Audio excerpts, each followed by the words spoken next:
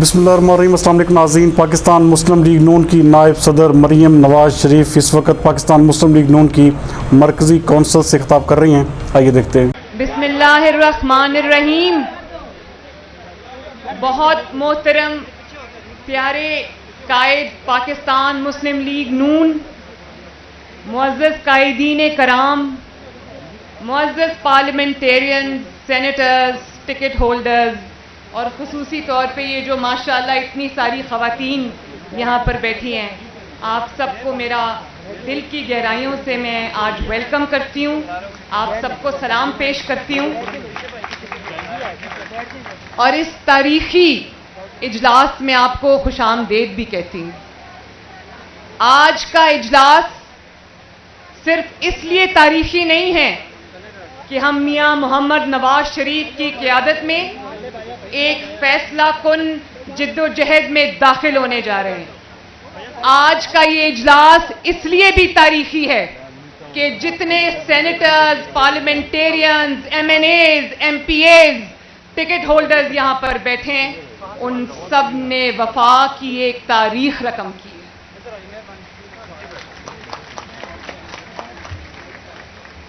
آپ سب نے نہ صرف وفا کی تاریخ رقم کی ہے، بلکہ آپ سب نے جد و جہد کی۔ آپ سب نے پاکستان کا جو مسلم لیگ کا کلچر تھا، خواجہ آصف نے بالکل ٹھیک کہا کہ آپ نے 72 سال کے بعد مسلم لیگ کا کلچر بدل دیا ہے۔ جس طرح آپ ظلم کے سامنے، جبر کے سامنے، دھونس اور دھاندلی کے سامنے آپ کھڑے رہے ہیں، اپنے قائد کے ساتھ، اپنی جماعت کے ساتھ، قائد کے موقف کے ساتھ، قائد کے نیریٹو کے ساتھ، اپنی بہن کے ساتھ، اپنی بیٹی کے ساتھ۔ میں آپ سب کو دل کی گہرائیوں سے نہ صرف سلام پیش کرتی ہوں بلکہ سلوٹ کرتی ہوں۔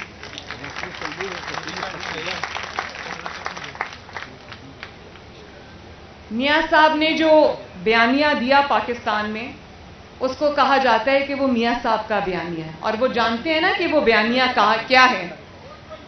اگر اس بیانیے کو صرف ایک نعرے میں سمو دیا جائے تو وہ ہے ووٹ کو عزت دو۔ تو پھر میاں صاحب تو اسمبلی میں نہیں ہے نا، میاں صاحب تو نااہل ہیں، میں بھی نااہل ہوں، تو میاں صاحب پھر کس کا مقدمہ لڑ رہے ہیں؟ قوم سے بھی زیادہ قوم کے ووٹ کی ترجمانی کون کرتا ہے؟ آپ سب کرتے ہیں۔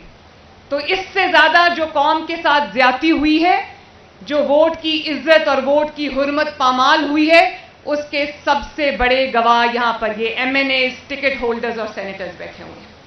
آپ کے حلقوں میں جس طرح سے دھاندلی ہوئی، اور وہ دھاندلی 3 مہینے پہلے شروع ہو گئی تھی، مجھے اس کی تفصیل میں جانے کی ضرورت نہیں ہے، تو وہ جو دھاندلی آپ اس کے عینی شاہد ہیں، گواہ ہیں، اور آپ یہ سمجھتے ہیں کہ پاکستان کی ہر بیماری کا علاج اس ایک نعرے میں، جس کو کہتے ہیں ووٹ کو عزت دو، اس میں چھپا ہوا ہے۔ کیونکہ جب ووٹ کو عزت نہیں ملتی تو پھر جو لا کر ہمارے سروں پہ مسلط کیے جاتے ہیں، اس میں یہ نہیں دیکھا جاتا کہ اس میں لائق کون ہے، اس میں کون جو ہے وہ ملک کی خدمت کر سکتا ہے، کس کے اندر اتنی کوالٹیز ہیں۔ اس میں پھر ایک ہی چیز دیکھی جاتی ہے، اور وہ یہ دیکھی جاتی ہے کہ کون کتنا تابع دار ہے۔ اور جب تابع داروں کو لایا جاتا ہے تو آج پاکستان میں جو مہنگائی ہے، پاکستان کے اندر جو لاقانونیت ہے، پاکستان کے اندر جو انتقام ہے، پاکستان کے اندر جو آئینی اور جو شخصی حقوق جن کے اوپر بالکل گورنمنٹ کا کنٹرول ہے، جو کہ سسپینڈ ہوئے ہیں، پھر یہ ہوتا ہے۔ اور جب میاں صاحب آپ کا مقدمہ اٹھاتے ہیں، آپ کی جنگ لڑتے ہیں، پاکستان کے عوام کی جنگ لڑتے ہیں، جب وہ کہتے ہیں کہ آئین کی عزت ہونی چاہیے، جب وہ کہتے ہیں کہ قانون کی عزت ہونی چاہیے، جب وہ کہتے ہیں کہ انتقام نہیں احتساب ہونا چاہیے، جب وہ کہتے ہیں کہ میرے لوگوں کی ترجمانی ہونی چاہیے، ووٹ کے جو بکسے ہیں اس کے اندر جس کا ووٹ ڈالا جائے اسی کے نام نکلا جائے، تو پھر ان کے اوپر غداری کے مقدمے بنتے ہیں، ان کے اوپر غداری کے پرچے کٹتے ہیں۔ تو مجھے ایک بات بتائیں کہ کیسا غدار ہے یہ جس نے بھارت کے 5 ایٹمی دھماکوں کے مقابلے میں 6 ایٹمی دھماکے کر دیے؟ کیسا غدار تھا یہ جس نے آنے والی نسلوں کے لیے پاکستان کا جو سیکیورٹی تھی، پاکستان کا جو ڈیفنس تھا، اس نے اس کو مضبوط کر دیا؟ کیسا غدار ہے یہ، جس کی غداری کی گواہی چاگی کے پہاڑ بھی دیتے ہیں؟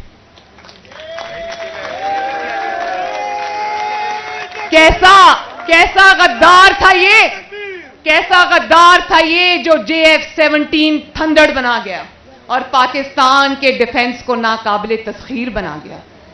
کیسا غدار تھا وہ جو موٹر وے بنا گیا جس پہ ضرورت پڑنے کے اوپر جنگی جہاز لینڈ بھی کر سکتے ہیں اور ٹیک آف بھی کر سکتے ہیں؟ کیسا غدار تھا وہ جب وہ اقتدار میں آیا تو پاکستان کی ہر گلی سے، پاکستان کے ہر شہر سے بارود کی بو آتی تھی، پاکستان کے شہروں میں شہریوں پر ڈرون حملے ہوتے تھے، دھماکوں میں، بم دھماکوں میں روز لوگ شہید ہوتے تھے۔ کیسا غدار ہے وہ کہ اپنے سینے پہ اپنی سیکیورٹی رسک کو لے کر وہ ضرب عضب اور رد الفساد لڑ کر، کہتے ہیں نا کہ اس کے پیچھے فوج تھی، بالکل رد الفساد میں ضرب عضب کے پیچھے فوج تھی، لیکن آگے نواز شریف کھڑا تھا۔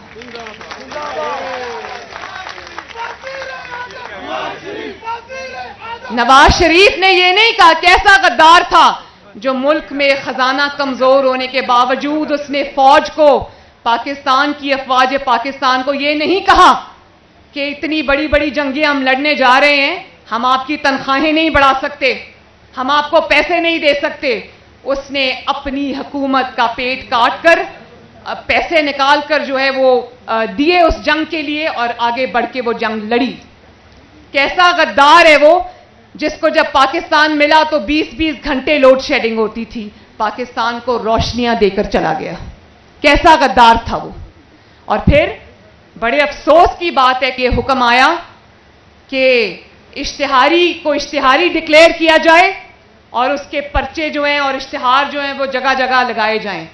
آپ لگائیں اشتہار، اس میں بے شک آپ نواز شریف کا چہرہ ڈال دیں، لیکن جب آپ غداری کا، بھگوڑے ہونے کا اشتہار لگائیں گے تو لوگوں کو اس میں جنرل پرویز مشرف کی شکل نظر آئے گی۔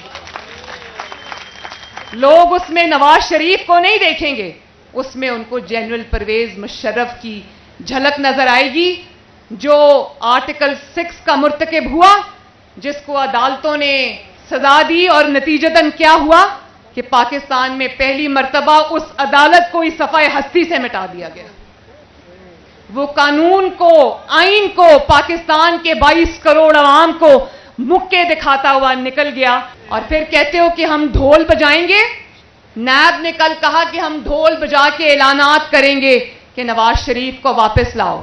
تمہیں اتنا شوق ہے ڈھول بجانے کا تو ضرور بجاؤ، لیکن جب تم ڈھول بجاؤ گے تو آواز ڈھول کی نہیں آئے گی، آواز ارشد ملک کی گواہی کی آئے گی۔ جب تم ڈھول بجاؤ گے تو ڈھول میں سے جو آواز آئے گی وہ شوکت عزیز صدیقی کی گواہی کی آواز آئے گی۔ جب تم ڈھول بجاؤ گے تو عاصم سلیم باجوہ صاحب کے پیزے کے کاروبار کی آواز آئے گی۔ جب تم ڈھول بجاؤ گے تو آواز آئے گی کہ کس طرح نواز شریف کے خلاف سازشیں کرتے رہے۔ آواز آئے گی کہ نیب کو کچھ خاص فیس اور کچھ خاص کیس ہی کیوں نظر آتے ہیں۔ آواز آئے گی کہ قاضی فائز عیسیٰ جیسے اپ رائٹ جج، ان کی وائف جو سرینا عیسیٰ ہیں، وہ تو لاٹھیاں ٹیکتے ہوئے عدالتوں کے چکر لگاتی ہیں، FBR کے باہر کھڑی ہو کے انتظار کرتی ہیں، لیکن جنرل عاصم سلیم باجوہ کی وائف، عمران خان صاحب کی بہن، ان کو تو کوئی عدالت، کوئی نیب بلانے کی جرت نہیں کر سکتا۔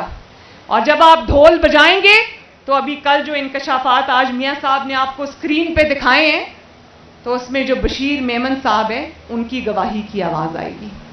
نواز شریف کی آواز تو آپ نے بند کر دی، نواز شریف کی تقریر ٹی وی پہ دکھانے کی اجازت نہیں ہے، لیکن نواز شریف کی آواز اب ٹی وی پر دکھانے کی ضرورت بھی نہیں ہے۔ نواز شریف کا مقدمہ گلی گلی، محلے محلے، گھر گھر پہنچ چکا ہے۔ अब आवाज उसकी बंद करोगे कि तो उसकी आवाज गूंजेगी इंशाअल्लाह। और नवाज शरीफ की आवाज उस गली मोहल्लों घरों तक पहुंचाने में मीडिया का किरदार तो है, मियां साहब के नैरेटिव का किरदार तो है, आप सबका है, लेकिन सबसे ज्यादा जिस चीज ने आवाज वो गली गली पहुंचाई है वो नवाज शरीफ के साथ होने वाले जुल्म ने वो आवाज गली गली पहुंचाई है। और मेरी अब क्योंकि मगरिब का टाइम है तो मुझे इसको जल्दी खत्म भी करना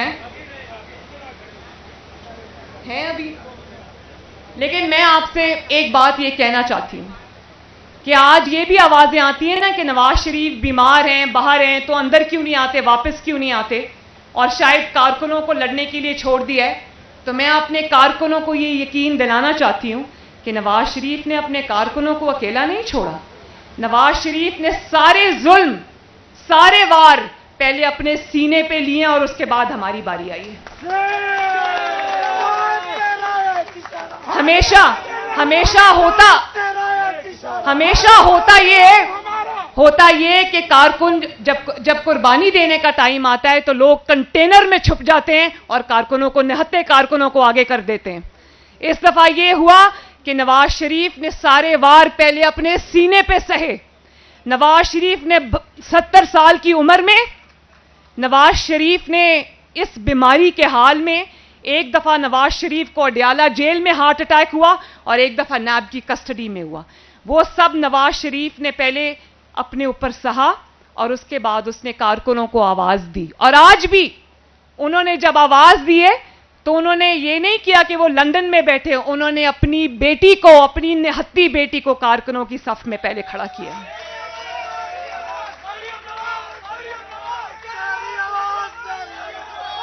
और जब कुर्बानी देने का वक्त आएगा तो आप मरियम नवाज शरीफ को सबसे पहले सफ में खड़ा देखेंगे इंशाअल्लाह ताला।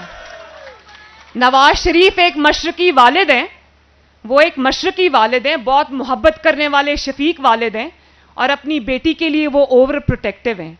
लेकिन वो उस आदमी का आप जज्बा देखें, उस इंसान का जज्बा देखें कि जिसको जरा सी आहट पे होता था कि मुझे गिरफ्तार ना कर लें, कहीं बेटी को कोई गिरफ्तार ना कर ले, उन्होंने मुझे फोन करके कहा कि बेटी अपना बैग तैयार करो, अगर गिरफ्तार हो तो सीना तान के जाना और घबराना नहीं, क्योंकि जब इस तरह के हथकंडों पे ये उतर आते हैं तो इसका मतलब है कि हुकूमत के दिन थोड़े हैं। और आखिर में मेरे साथ वादा करें कि जब भी नवाज शरीफ पे कोई इम्तिहान का वक्त आया, नवाज शरीफ ने कोई तहैया किया तो अल्लाह ताला ने उसकी मदद की, अल्लाह ताला ने अपनी नुसरत उतारी और नवाज शरीफ को फतहयाब किया। तो इंशाअल्लाह ताला आज आपका जज्बा देख के मुझे ये यकीन हो गया है कि ये तहरीक अल्लाह के फजलो करम से कामयाब हो चुकी है। और आखिर में मेरे साथ वादा करो कि इंशाअल्लाह ताला पाकिस्तान का सर नहीं झुकने दोगे, आईन का सर नहीं झुकने दोगे, कानून का सर नहीं झुकने दोगे, जमहूरियत का सर नहीं झुकने दोगे, वोट की इज्जत और हुर्मत का सर नहीं झुकने दोगे, पाकिस्तान के अवाम का सर नहीं झुकने दोगे। और मुझसे वादा करो कि अपने कायद मोहम्मद नवाज शरीफ के नजरिए का सर नहीं झुकने दोगे। और वादा करो कि पीडीएम और ये जो अब मूवमेंट चल रही है इसके अंदर शाना बशाना अपने कायद के, अपनी बहन के, अपनी बेटी के पूरे जज्बे और तैयारी के साथ शरीक होगे इंशाअल्लाह। और जो पाकिस्तान के अवाम ने, एक मिनट बेटा, पाकिस्तान के अवाम ने जो पीडीएम से, जो नवाज शरीफ से, जो मुस्लिम लीग नून से अपनी उम्मीदें वाबस्ता कर ली हैं, उन उम्मीदों को टूटने नहीं दोगे। एक जो भी आज आप उठा के देख ले, चाहे वो कारोबारी हो उसकी उम्मीदें हैं, या वो रेड़ी वाला हो, या वो ताजिर हो, या वो मीडिया पे जुल्म हो रहा हो, या कोई जज है जिसको निशाना बनाया हो, या कोई भी है, वादा करो कि उनकी उम्मीदें जो नवाज शरीफ से वाबस्ता उनको टूटने नहीं दोगे। वादा करते हो? अल्लाह ताला आप सबका हामी और नासिर हो। पाकिस्तान जिंदाबाद, पार्लियामेंटेरियंस मुस्लिम लीग नून का एक एक parliamentarian, MNA, MPa, senator, ticket holder जिंदाबाद। शहबाज शरीफ जिंदाबाद। हमजा शहबाज जिंदाबाद। और आखिर में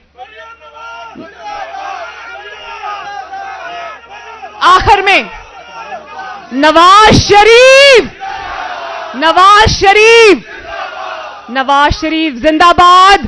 पाकिस्तान मुस्लिम लीग नून जिंदाबाद। बहुत बहुत बहुत शुक्रिया।